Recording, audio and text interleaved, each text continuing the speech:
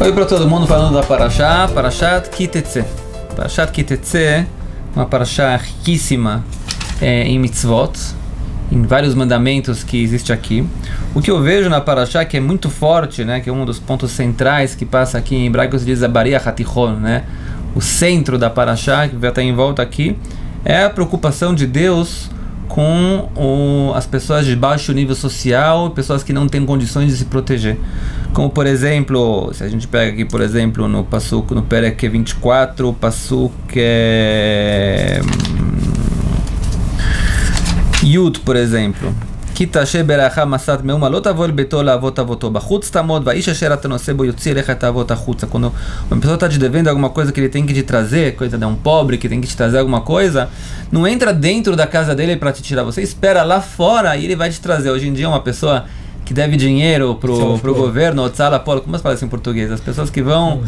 É uma pessoa que está devendo dinheiro, né? Chega aquela turma para tirar coisa de valores da casa, como eles entram, derrubam a porta, entram lá dentro, vão, você está devendo dinheiro, vamos levar a televisão, vamos levar o computador, vamos levar a cama, vamos levar tudo e vai embora. Diz a Torá, isso é proibido.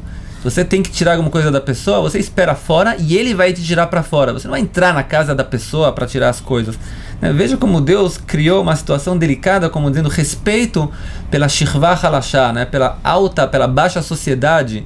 As pessoas simples que não têm condições de se proteger, se você tem que já fazer alguma coisa com eles, faça com respeito. É um Tselem Elokim, né? Uma criação. E a mitzvah seguinte, essa que você leu, é o do diarista, que ele recebe o salário dele para o dia, você não pode esperar ele para pagar ele em outro dia, você tem que pagar naquele Beomot e Tens Halot. E é uma mitzvah que se traz o Shulchan Aruch também, que é uma pessoa que trabalha durante o dia, se ele fez um trabalho, ele não é um trabalhador mensal, né? Ele é um trabalhador diário, ele tem que receber o dinheiro no mesmo dia. E tem muitas histórias de vários sábios que quando não podiam fazer isso, eles falavam assim, me perdoa que eu possa pagar para você amanhã, por favor, porque você não pode esperar.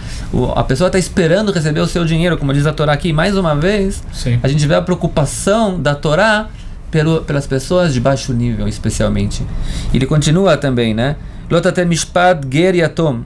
Você não pode, tem que tomar cuidado com o julgamento do ger yatom, de uma pessoa que é um convertido, uma pessoa que vive em Israel, yatom, que ele é uma pessoa, um órfão, uma viúva, velotachbol beged almaná, uma viúva também, vezacharta, que você não pode pegar a roupa dela, né, que ela precisa dessa roupa, se ela está te devendo dinheiro, você não pode pegar coisas que a pessoa precisa para o dia a dia. E assim a Torá continua adiante também. Quando você está colhendo a sua colheita no campo e você esqueceu uma parte da colheita de você não colheu, você não pode voltar atrás para colher. Isso você deixa para os pobres. Isso, na minha opinião, é uma contraversão importantíssima do que a gente vê, por exemplo, quem estuda o livro do Kuzari. O Kuzari, quem não conhece, é um livro de filosofia que foi escrito pelo Rabbi Yehuda Halevi há em torno de 1000 anos atrás. E é uma discussão que existe entre um sábio judeu e entre um rei que estava em dúvida entre as religiões que ele tem que optar. Entre as religiões que ele queria optar era o judaísmo, o cristianismo, o islamismo e também o filósofo. E o filósofo, o que ele traz lá, a ideia filosófica, que eu acho que hoje em dia também muitas pessoas pensam assim, é que não era que nem um filósofo hoje em dia ateísta, era um filósofo que acreditava em Deus, mas ele disse Deus é uma força tão grande, tão eterna, tão elevada, que ele não sabe exatamente o que está acontecendo em cada ponto pequeno. Que nem quando você anda na rua, se você pisou ou não pisou numa formiga, ela morreu ou não morreu, não é uma coisa que você vai levar em conta. Você é uma coisa tão elevada, e uma coisa que é tão elevada que nem Deus não pode ser que está se conectando com coisas pequenas. E vem a Torá em contraversão a isso e diz, não, você entendeu tudo errado. É exatamente o contrário. Uma pessoa, quando ela é mais grande, maior, quanto maior ela é, mais ela desce aos detalhes. E isso que vem a Torá dizer aqui então, né? Deus, ele se chama, né? Eu sou o Deus do Almanot Veitumim. Eu sou o Deus das viúvas e dos órfãos. Como quem dizendo, a minha grandeza é que eu baixo até o povo. Seria importante que os líderes hoje em dia também entendessem isso, né? Os líderes hoje em dia querem só contato com a alta sociedade, quando na verdade... Quando Deus vem ensinar pra gente o que é um Deus verdadeiro, o que é um líder verdadeiro, aquele líder que consegue baixar até os pontos mais baixos da sociedade. Na minha opinião, isso que a Torá quer frisar aqui. E nós, como fomos criados à semelhança de Deus, e a ideia é que nós andar nos caminhos de Deus. Isso é uma ideia que não só no judaísmo ela chegou a transbordar para outras religiões, que no cristianismo até durante muito tempo teve em voga a palavra em latim imitatio Dio, que é imitar a Deus. O que é imitar a Deus? É você tzelem Elohim, é você mal hanun, afatah hanun. Deus é piedoso, seja você também piedoso. E essa seria a grande ideia disso que, como Kadosh Baruch fala na Parasha, que é verdade também Mitzrayim, Hashem Elokecha Misham. Você era escravo no Egito e Deus retirou você de lá. Então você também age dessa maneira. Na verdade, muitas mitzvot nossas, a gente pode rodar isso em outra oportunidade, elas mostram como a pessoa se assemelha a Deus. Deus criou o mundo, então vocês também como ele deu a mitzvah de crescer e frutificar, e o homem também vai gerar descendência. Como eu também criei o mundo e eu criei o homem, vocês também criam um homem. E Deus descansa no Shabat, então o povo judeu também descansa no Shabat. Então tem essa questão de ser semelhante a Deus, e isso mostra como Deus é um Deus social. E você não é Deus social, você não está vindo num ponto de caridade do forte para o fraco, e sim você está vindo do lado de você ser semelhante a Deus.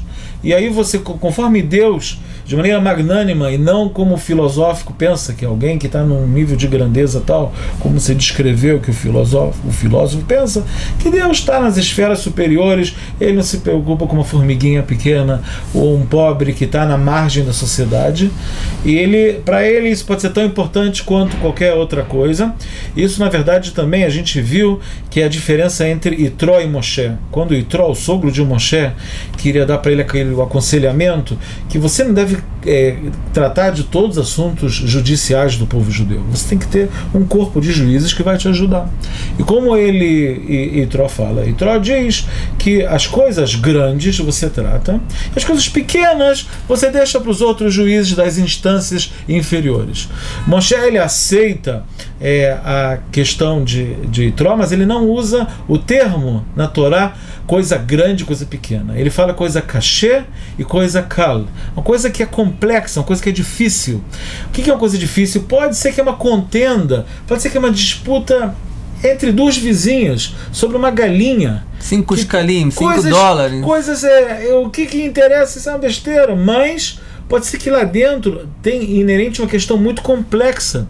Isso tem que ser levado em consideração. Então, isso é um caso para Moshe Rabbeinu. E para um juiz tal. Essa grandeza que se costuma falar, né? Sim. Alguém me falou uma vez, por exemplo, quando sempre que tem um amigo teu, um amigo de um filho teu pequenininho, eu tenho um filho de 5 anos em casa, né?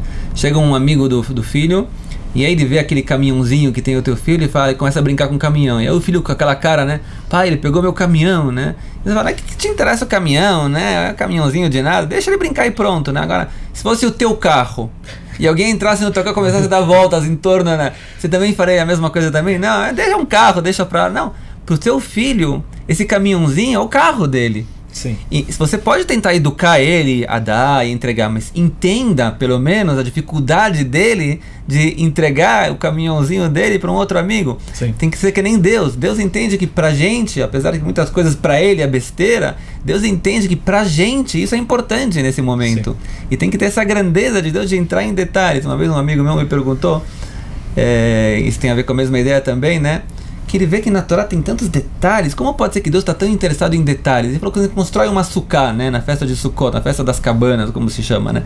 Para construir a sukkah, quem estuda o tratado de Sukkah, né, da Gemara do Talmud, o tratado babilônio, você vê quantas leis tem, o tamanho e como vai ser construído, em que altura tem que começar as paredes, de que tipo tem que ser feito o material que você coloca como teto, e etc, etc. Ele fala, o que interessa a Deus? Faz uma cabana e pronto. A ideia não é lembrar a saída do Egito? Faz uma cabana e acabou. Você vai entrar em detalhes? Eu falei, não, você não entende.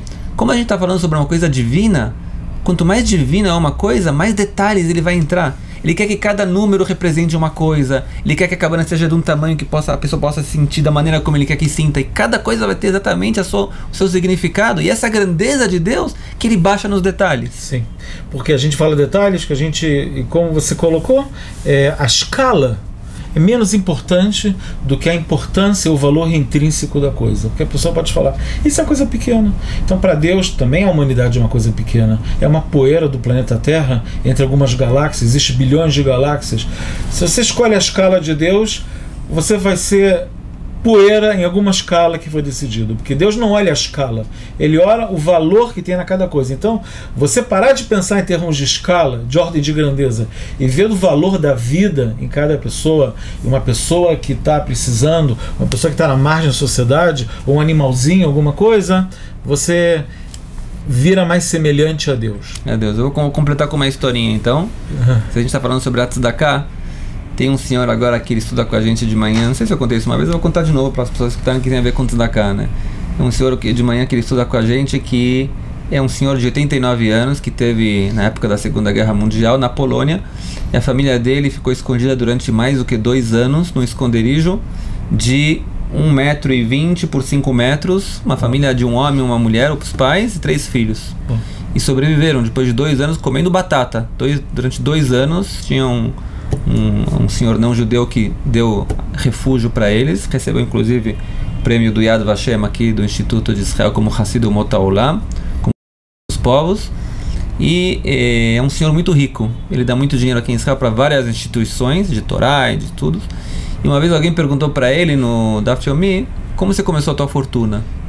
Que é a pergunta das perguntas, né, como todo mundo gosta de saber. Ele contou a seguinte história. Ele falou: quando acabou a Segunda Guerra Mundial, eu comecei a procurar minha vida. Eu tinha 16 anos, 17 anos, eu comecei a me procurar, o que eu faço agora? Resolvi viajar para a França, e na França eu comecei a trabalhar com tecidos e economizar dinheiro.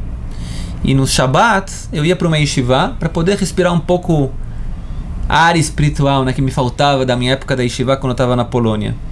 Então todo Shabbat eu estudava lá, e durante a semana, depois de 1 ano, finalmente eu senti que tinha um dinheirinho que eu consegui colocar de lado para começar talvez algum investimento, alguma coisa que eu possa começar a minha vida nova. Talvez trazer os meus pais da Polônia para a França também. E quando ele foi para Yeshiva naquele Shabbat, ele percebeu que as pessoas estavam com uma cara meio triste. Ele perguntou: o que está acontecendo? Eles falaram, amanhã falaram que não vai ter pão mais na Yeshiva. Por que não vai ter pão na Yeshiva? Porque a padaria falou que não vai mais entregar pão. Por que a padaria não vai mais entregar pão? Porque a gente está devendo muito dinheiro para a padaria.